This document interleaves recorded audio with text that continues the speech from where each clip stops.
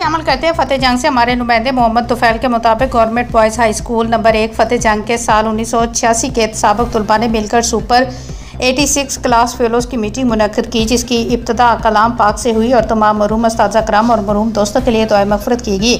बाद में गपशप और ज़ुराने की तकरीब मुनक्किद हुई, जहाँ सब पुराने क्लास फेलोज़ को मिल बैठकर गपशप का मौका मिला। इस दौरान उन्होंने माजी की दिलचस्प वाक़यात से महफिल को गरमाया, उस्ताज़ा की भोली बसरी यादें ताज़ा की, माजी की क्लास के किस्से याद करवाए गए और गपशप से खूब इंजॉय किया। इस महफिल में बरूने मुल्क मुकीम दोस्तों और महफिल में ना आ सकने वाले दोस्तों को भी याद किया गया और सब ने मिलकर उनको विश किया।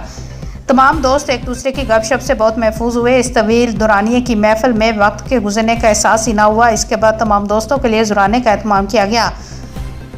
खाने के दौरान भी खुशगवार गपशप का सिलसिला जारी रहा। तमाम दोस्तों ने अहद किया कि वो आइंदा भी कीमती वक्त निकाल कर बैठेंगे और इसके अलावा इनफरादी तौर पर खिदमत इंसानियत को तरजीह दी जाएगी।